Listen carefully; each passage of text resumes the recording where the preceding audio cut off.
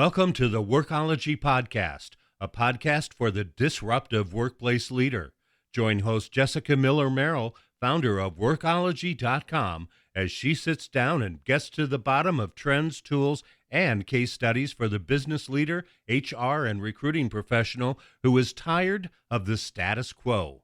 Now here's Jessica with this episode of Workology.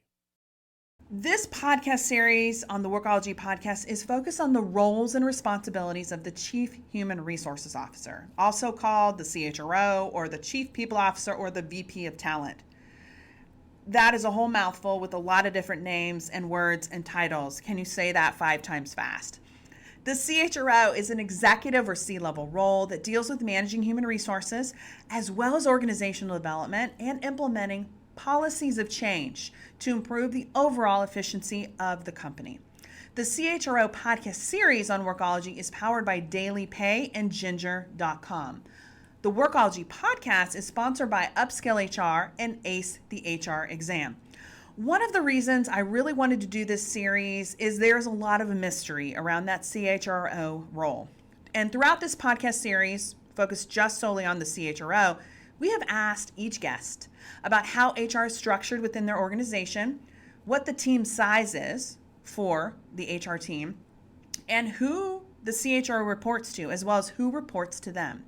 Because we've talked to so many different CHROs from all different types of organizations all over the world, both US-based as well as international and multinational companies, these organizations and their answers, as you can imagine, were very varied and also really insightful. So in this podcast episode that you're going to listen to here in a minute, I'm sharing excerpts from some of the best interviews on Workology as part of that CHRO series.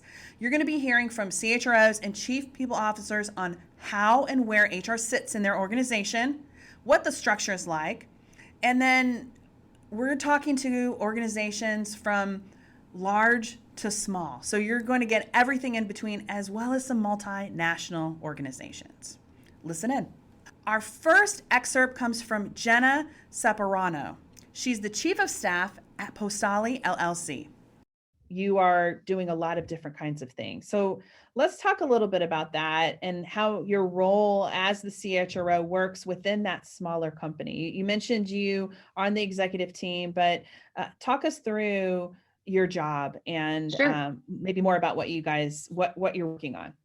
Yeah. So the way that when you bring that up, I think about our org chart, and the way that it works is our president oversees finance and our CEO oversees operations. And I kind of sit between the middle of them, and I support initiatives that both of them are working on in those different areas.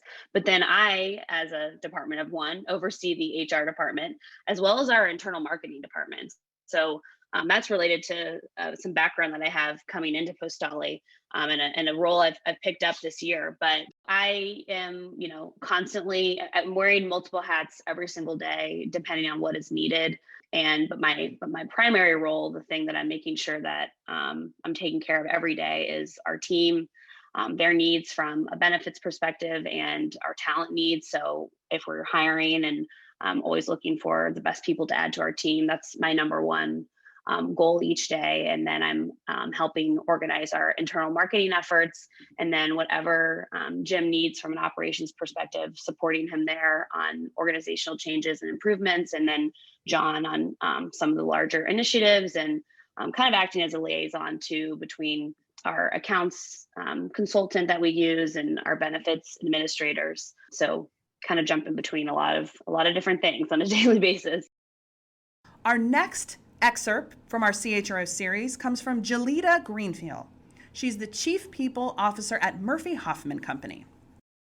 Can you talk to me about how your HR team is structured? You talked about, this is one of the responsibilities that you've been charged with moving into this role. And I know that when we last talked, you were hiring for a new total rewards manager. So talk a little bit about the structure and then the new role. Like how do you decide how your HR organization is built and created? Yeah, great. I mean, I'm excited about this. I think, coming in, we were structured in kind of that enforcer, kind of administrative structure that you would say was typical in a other period of time, right? Like, and it was necessary. I mean, this is, if we look at our industry, it's kind of behind many of, if you look at a consumer packaged goods or a technology company, but it wasn't structured to support the business operations. It was built to support the needs of the employee. You get paid, you have benefits, and all those things that we need. So that's at the core. If we didn't have that, we couldn't do all the other, what people call, fun things, sexy things, right? I think, so think about more of, hey, if you called, you need something, it was more reactive. So the way we're structured today is to be more proactive with the business.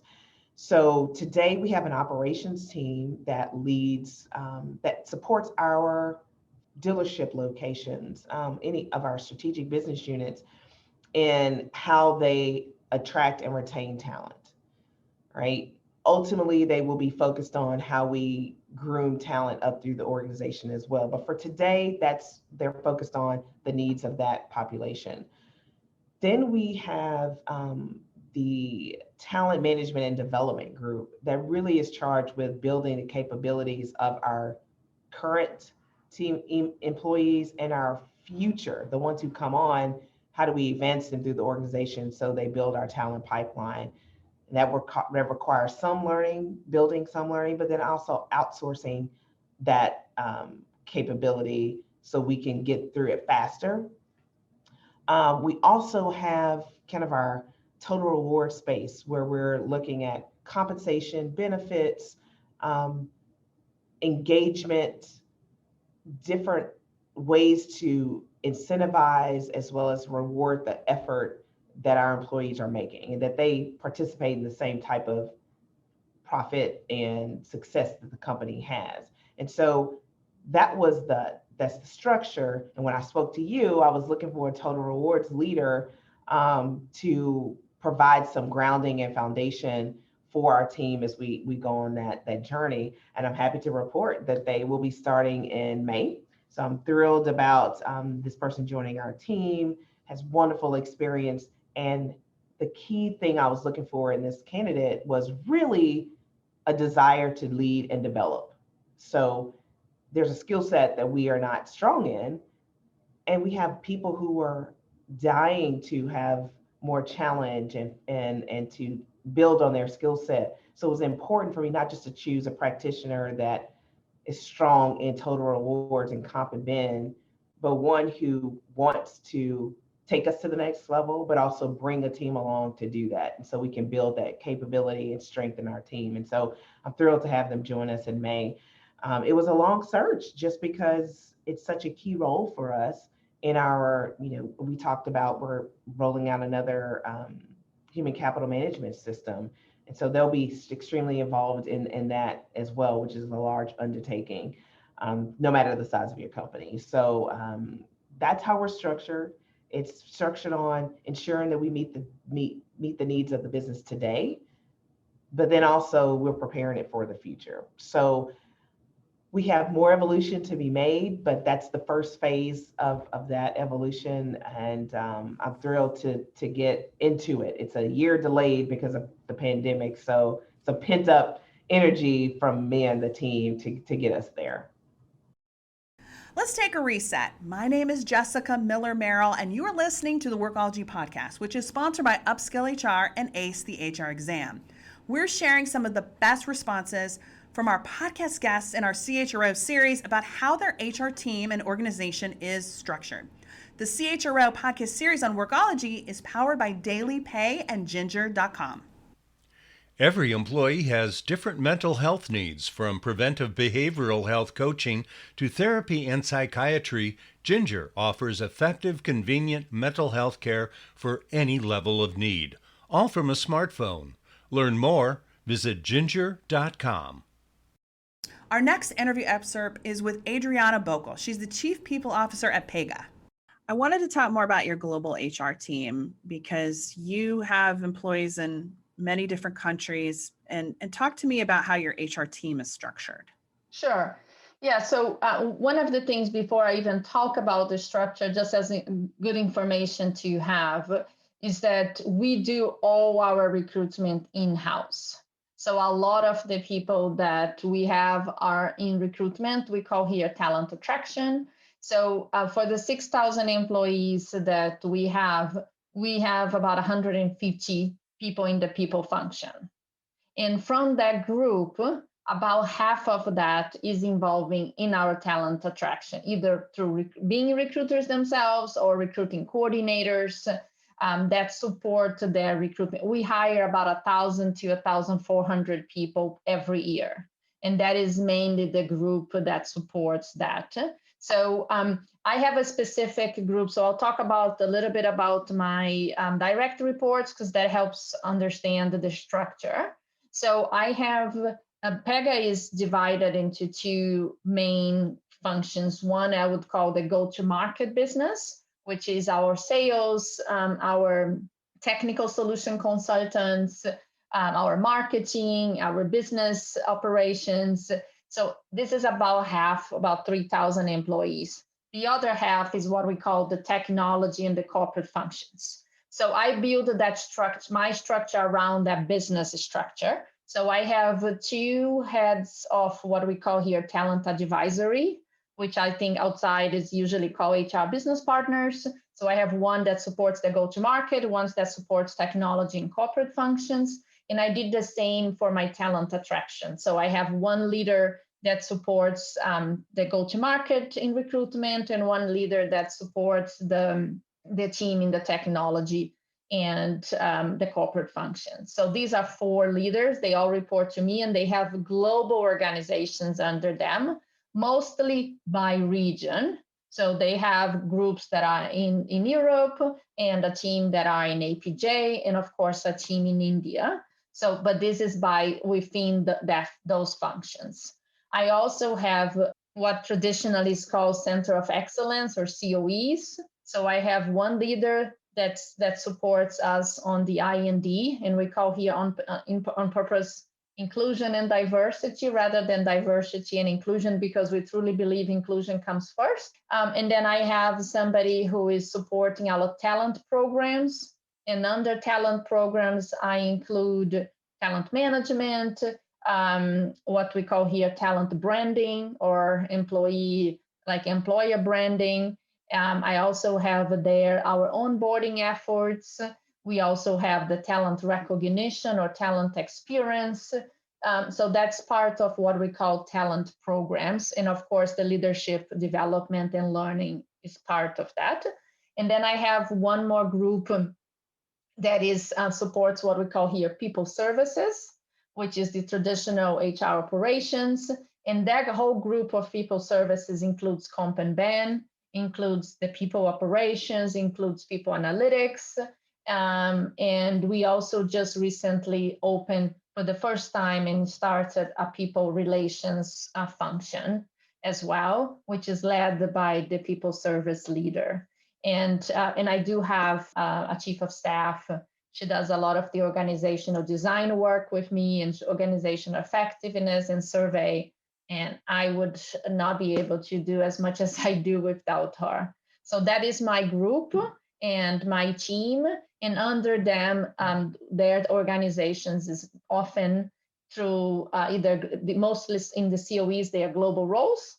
And in the talent acquisition and talent advisory, they have a regional setup under them. And then as far as who do you report to in the organization? So I report to the CEO, the founder and CEO, Alan Treffler. And that is something personally very important to me. Before I joined Pega, and often now as well, when I get reach outs, I wouldn't consider today a role of a CPO or chief HR officer that it doesn't report to the CEO. I find that this really is very telling, and this is such an important role that touches so many other parts of the organization, and that reporting lines and that connection to the CEO is very important. I'm just fascinated by all the interviews that we've done, and and then of course who reports to who and how the organizational structure is. So I can see you're talking and I'm listening and I'm drawing a picture of your organizational chart within HR while you're talking. I hope that others are learning, because there's so many different ways to structure the HR organization. And I think the most important thing really is there's not a right or wrong. I think what is important for HR leaders is really to structure their own organizations in support of the business.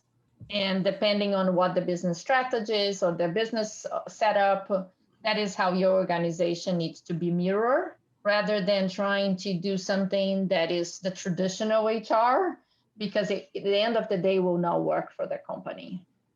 Our last and final excerpt interview is with Terri Lewis. She is the CHRO at OneCall. One of the things I wanted to ask you about, and honestly, I'm fascinated by this, is the structure of the HR team. So I wanted to talk with you, 2,500 employees. What's the structure of the HR team, and where does the business of HR fall into the company's org chart? Absolutely. So I'll take the second piece first. From the standpoint of the business of HR, I'm a direct report into the CEO and the board of directors. So that is important to me, that was set at the beginning as an expectation, that we have that, equivalent seating as operations, as finance, as IT, et cetera, right? So that's important. That sets a tone for the organization, that the business of people is as important as the business that we do, and that our people are what power that. So that's where we sit. And then when you look at my team, I've set it up in a somewhat classical centers of excellence or COE model. I have an HR operations organization that owns the HR information system and people data, payroll, compensation, benefits. I have a internal communications organization. I have a talent organization, and talent owns both recruiting as well as learning and development. And then I have a group of HR business partners that make all that come to life as the first points of contact, single points of contacts for all things HR within the business. So relatively classical in that way, but it works. And if it works, you shouldn't break it. That was not the way that it was when I got here. And so that has been something that we've moved into over the past several months while I've been in the role. And it's working. Now, it is something that I look at regularly, and I'll be 100% honest with you. I am in the process right now of decoupling recruiting from learning and development, because we need to have an increased focus on both of those areas. And I want a leader over each of those that's going to be absolutely focused on making sure that we're doing the right things given the current environment from a staffing perspective.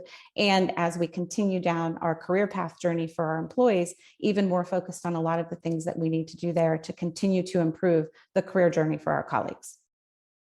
Hands down, this is my favorite series, the CHRO series ever in the history of 7 years on the Workology Podcast. It is my favorite. It is so interesting to dive into how a role like the CHRO, whose experience more closely connects them to the strategy and operations of the overall business with the rest of the company as well as the leadership team. I love hearing how their teams were built, where their HR functions sit within the organization, and what their reporting structure looks like. It just gives you, and hopefully me, I'm learning, you're learning, so many insights into how the CHRO role operates. This podcast is sponsored by Upskill HR and ACE the HR exam. This whole episode is part of our CHRO series, which is where I get to nerd out about the Chief Human Resources Officer position. And this is powered by our friends at DailyPay and Ginger.com. Thank you for listening. I hope that you enjoyed this continuation of our CHRO series. Let me know who you'd like to hear from, what you'd like to hear more about on the Workology Podcast. This podcast is for the disruptive workplace leader who's tired of the status quo. My name is Jessica Miller-Merrill, and until next time, you can visit Workology.com to listen to all our Workology podcast episodes. Personal and professional development is essential for successful HR leaders. Join Upskill HR to access live training, community, and over 100 on-demand courses for the dynamic leader. HR Research credits available. Visit upskillhr.com for more.